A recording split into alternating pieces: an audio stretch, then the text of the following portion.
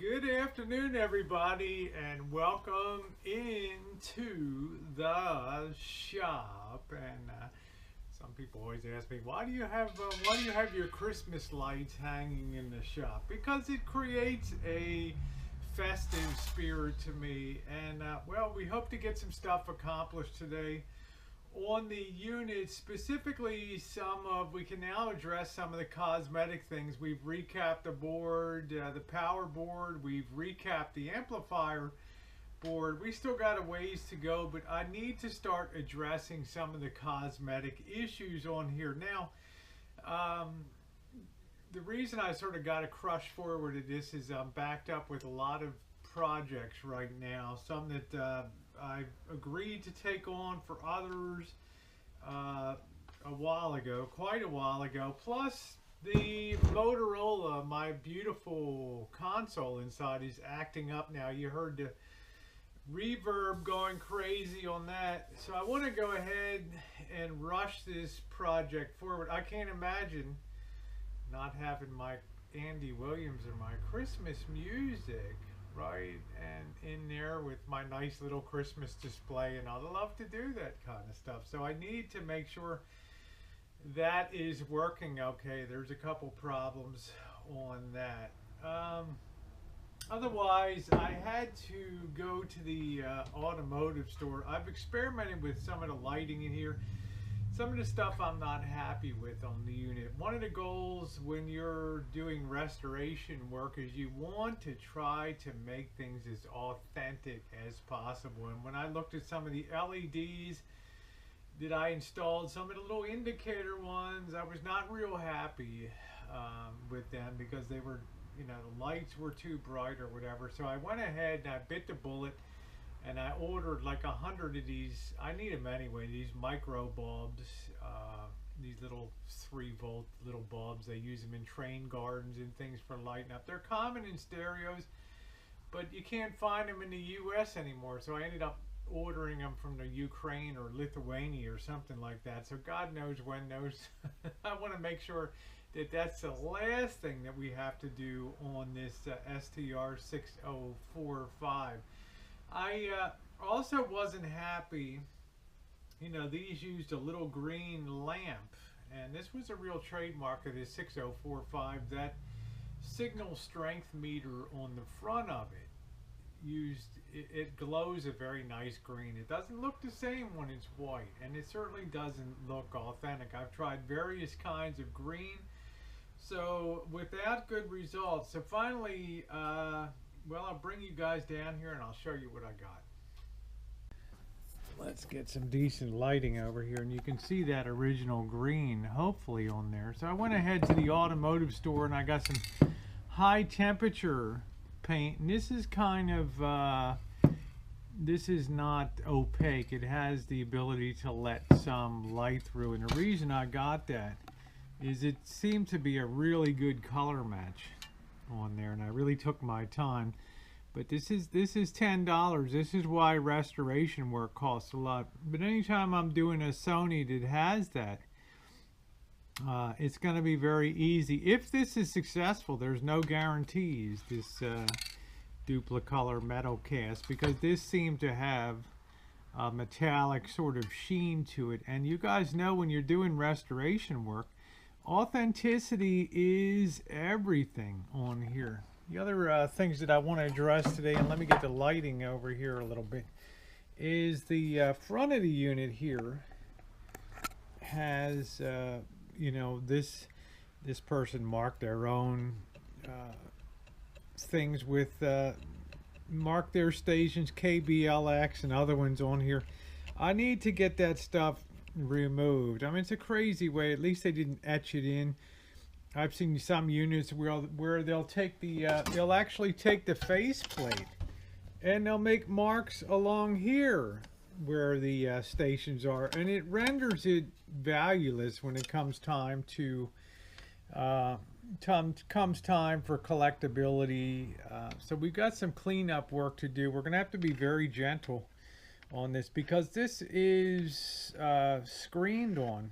This is screen printing. This is not silk screen. This is not you know, etched in. This is silk screened on here, so we have to be very careful. I don't want to blow this, you know, in the, I don't want to blow it at the last second here on the unit. So, yeah. So I'm going to, first thing I'm going to do, you can see the light that I have in there. It's not good. It's a bright light. That's no good.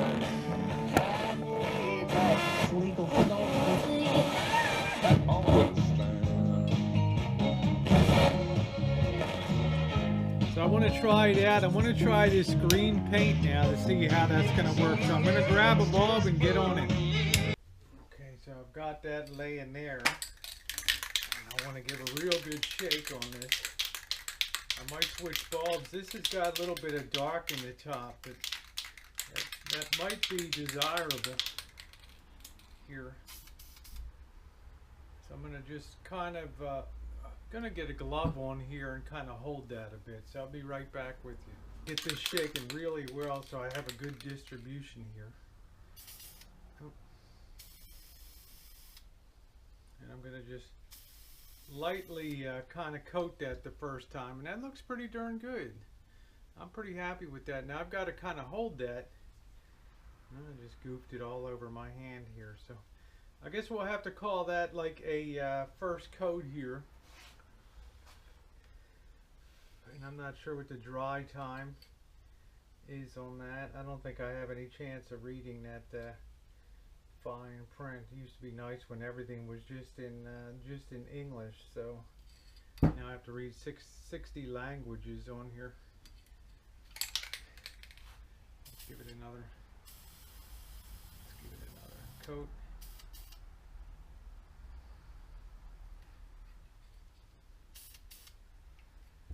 Okay, so I'm gonna try to hold that. It's getting a bit gooey, but as long as it holds straight down, I think we'll be pretty good. So we'll see how that goes when that dries, huh?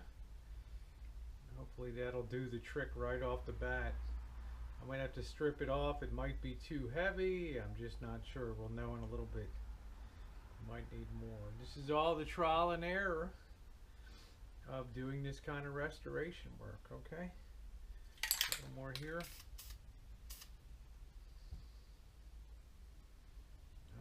So I am going to let this dry. We'll see you guys in a little bit. Turnips and potatoes. There it is. I was able to just kind of mount that on a holder. So I'm hoping that'll kind of do the job. I just want to let that dry really well. If I try to touch it too soon, all the paint will come off of that. So, alright, I think it looks pretty good, huh? Well, the proof of the pudding will be in the eating, so we'll have to let that dry for a couple hours. Next thing I got to do is try to carefully remove the glass on here, and I have some holders on both sides that I need to carefully get out of there. So let me get my screwdriver here. Grab that.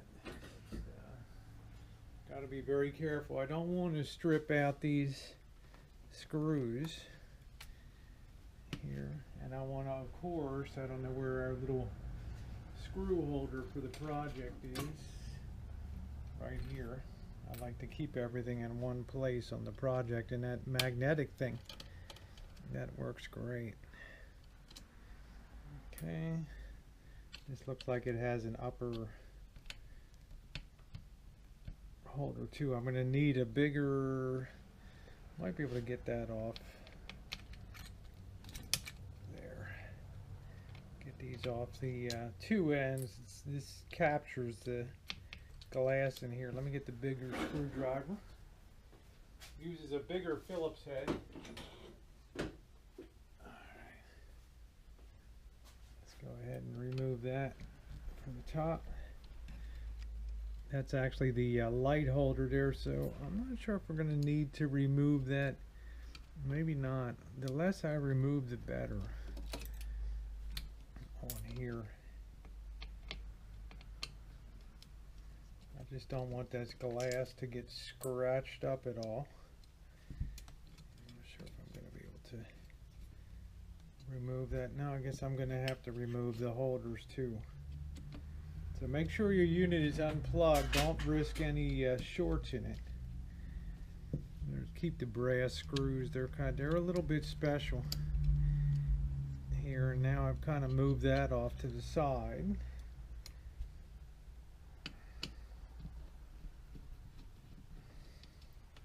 Okay, got that down. Just be careful handling your lights and everything, that you don't get them all goofed up.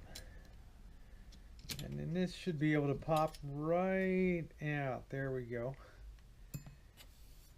And that is kind of a message you can see back in there. Be careful not to hit the needle, the tuning thing there. So you also be able to see here. You probably be able to see when I bring the camera in here, that these actually have their own little jewels on top where those little lights came through. So putting a red LED and a blue one in there was not the answer to that. So once we get the little white low voltage lamps that go in there, I think it'll be a much better, it'll certainly be much more authentic when it goes in there. So next thing I have to do is consider this glass. Now this is decaled on. This is as sensitive as can be, and I have seen a lot of people destroy these glasses by going in and aggressively trying to clean them. So I have to take this in. I have to be very gentle. I would like to just keep the rubber on the end for the proper placement, but there's all kinds of goo in there. I have to be very careful. I can't use a solvent. You know, I probably can on the front part because the etching, the screening is on the back of it, not the front. But I have to be super careful. And that's a smart way to do it because they know people are going to goof around with these. So let me see if I can get this cleaned up. I'm going to get a couple Q-tips and clean up the black here. And well, we'll take it from there, okay? Luckily, a lot of this old tape just kind of disintegrates on the front there. So I'm hoping just some easy cleaning with a soap, with a little bit of detergent on a little bit of an abrasive sponge will do the trick on this. So I am ready to take this inside. I'm going to spare you guys the sink work here and see if we can get this turned looking real good. I did do an initial test of the green and I like that, so I'll hold off for the final. I've now second coated that light bulb. I like a little bit of a darker green, but I was pleased with the results, and that's got to sit for an hour or so. All right, let me get on my horse and get this done. All right, well, I hate to say it, you know, guys, I always hate it happens, you know. Just kidding. There it is, our cleaned up piece here. It's not perfect, but I'm going to declare this pretty much good to go. The less you fiddle with stuff, the better it is sometimes. So that's, I'd say that's a pretty clean looking glass right now. So I'm going to try to get her reinstalled here real carefully. I want to put the rubber mounts on the end of it. First thing I need to do is get them back on very carefully. And I think they have a fat side and a thin side, so I think the thicker side goes on the outside for spacing purposes. I'll know in a minute when I go to try to put them back in. I'm going to put one under the retainer on that side. Kind of slide that in just like that. Make sure our tuning needle is working okay, and yeah, I think that is the correct way to do it, because the little thing that holds them in place, well, I'll show you down here. You can kind of see the way that that holds that in place there. So this thing has to be aligned properly, so I'm going to go ahead and do that now.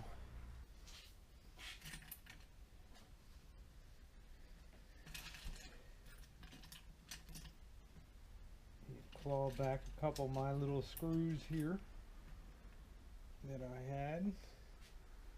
And I got the brass ones for the top. So the first thing I want to do is do the mounting here. I feel like I almost need 3 hands for this, but as long as I'm not touching the inside of the glass, I can always wipe the outside here, and it's probably a little. Go ahead and pop that in there. There goes one side, I believe. Okay, that's, oh, that thing slid right off there. So obviously I probably have to reverse this so that the thick side is in the back there. So let me go ahead and remove that and retry that. Our glass looks really prettified there. Let's turn off the light and see if we're getting enough light. I did switch these back to the LEDs because the incandescents just were not bright enough. They weren't putting enough over on the panel over here. So yeah, I'm pleased with that level of light. You've got to be able to see in the dark here. I think it's now time to slide in our lamp to see what that's going to look like. Let's put a clear one in to show you what I had, and then we'll light it up with the new green. All right, there it is, lit up with the white one that I had, and that just is not official looking Sony there. So let's go ahead and switch that over to the green now. Now doesn't that look a lot better? That is the official Sony green now. It may still look a little light there, but trust me, that is a really very nice green there. So that makes it a lot more official for sure. Makes a real Sony looking green there. I'm real happy. I might coat that one more time. While that's drying, it's time to think about our faceplate on here now. And this is going to need a little bit of work again. We're going to have to be patient. It's not a perfect faceplate, but we should be able to take that in and clean that up pretty good. Get some of that tape goo off of it and some of the dirt. So let me see what I can do with this.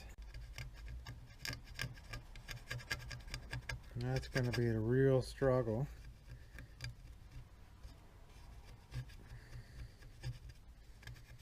Have to just be patient and work that off.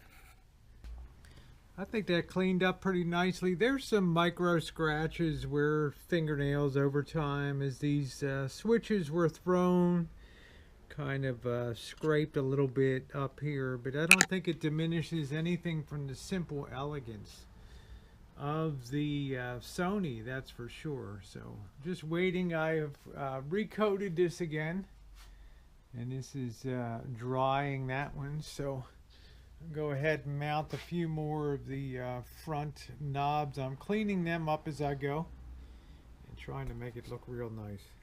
I think that's going to be a wrap for today. I'll give you a look as we head out at the faceplate remounted with the knobs here. I'm going to let that light bulb dry really well, because when you touch it, it's very, it hasn't really set yet. But I'm really happy about the color, that we have authenticity, and I'm really happy that we have our little tiny lights coming, which will complete the project. I'm not quite sure when they'll be here. How long does it take for something to get from Ukraine or Lithuania to California? I have no idea.